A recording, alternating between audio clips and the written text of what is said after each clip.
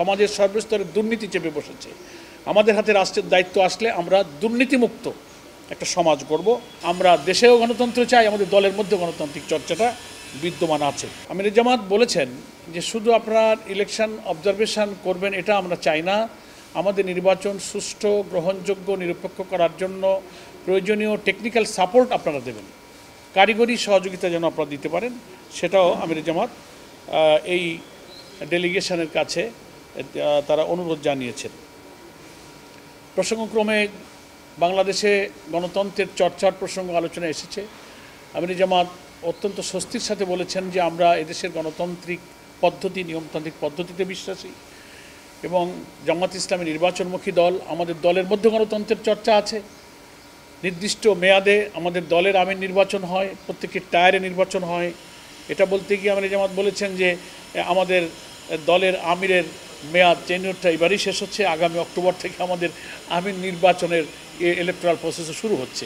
এটা বুঝিয়ে উনি এটা বলতে চেয়েছেন যে আমরা দেশেও গণতন্ত্র চাই, আমাদের দলের মধ্যে গণতান্ত্রিক চর্চাটা বিদ্যমান আছে।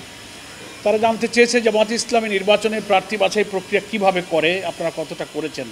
সেটা আমাদের যে নির্দিষ্ট পদ্ধতি আছে যে আমরা একেবারে দলের গ্রাসরুট থেকে মতামত নিয়েছে যে আমরা একদিকে দলের ভেতরে গ্রহণযোগ্যতা, আবার পাবলিকের কাছে গ্রহণযোগ্যতা, দুইটাকে মিলিয়ে প্রার্থী বাছাই করি। এই প্রার্থী সিলেকশনের সিস্টেম সম্পর্কে আমির জামাত তাদেরকে অবহিত করেছেন। প্রবাসীদের ভোট সম্পর্কে, ভোটাধিকার প্রয়োগের পদ্ধতি সম্পর্কে ওনারা জানতে চেয়েছেন।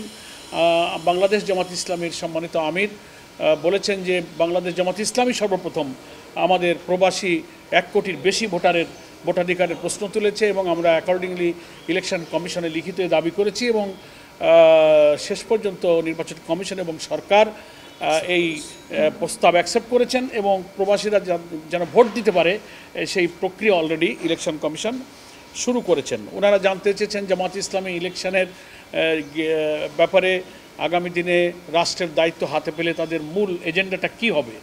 আমির জামাত 3টা কথা বলেছেন। আমরা এদেশের শিক্ষা ব্যবস্থাকে নৈতিকতা, মোরালিটি, উৎপাদনমুখী, টেকনিক্যাল, কারিগরি, দক্ষতা, বৈষয়িক, মানবিক সব দিক থেকে একটা নাগরিক যোগ্য হতে পারে এমন শিক্ষা ব্যবস্থা আমরা প্রোভাইড করব। আমরা করাপশন ফ্রি সোসাইটি, সমাজের সর্বস্তরে দুর্নীতি চেপে বসেছে। আমাদের হাতে রাষ্ট্রের দায়িত্ব আসলে আমরা দুর্নীতিমুক্ত একটা সমাজ করব।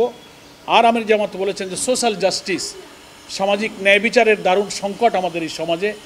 এই প্রসঙ্গে তুলতে গিয়ে বিগত 15 বছরের ফ্যাসিস্ট রিজিমের প্রসঙ্গ তিনি এনেছেন। কীভাবে মানুষ ডিপ্রাইভড হয়েছে, অধিকার বঞ্চিত হয়েছে, তারা নির্যাতিত হয়েছে, ভিন্ন মতের উপরে জুলুম হয়েছে, জামাত ইসলামীর অফিস বন্ধ করা হয়েছে, নেতাদের গ্রেফতার করা হয়েছে এবং আমির জামাত সহ আমরা অনেকে কারাগারে ছিলাম।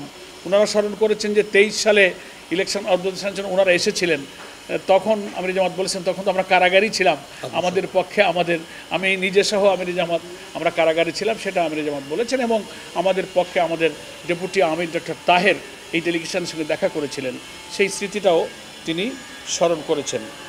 ফলে এই সব আলাপ আলোচনা আমাদের মধ্যে হয়েছে এবং আগামী ফেব্রুয়ারিতে ইলেকশন হওয়ার ব্যাপারে আমাদের চিন্তা ইচ্ছা জানতে চেয়েছেন। আমির জামাত অত্যন্ত দৃঢ়তার সাথে বলেছেন আমরা ফেব্রুয়ারিতে ইলেকশনে যেতে চাই, প্রোভাইডেড আমাদের যে রিফর্ম প্রপোজালগুলো জুলাই সনদের আইনি ভিত্তির মধ্য দিয়ে এই নির্বাচনটাই এর ভিত্তিতে হইতে হবে, তাহলে নির্বাচন ফেয়ার, ফ্রি এবং ক্রেডিবল হবে।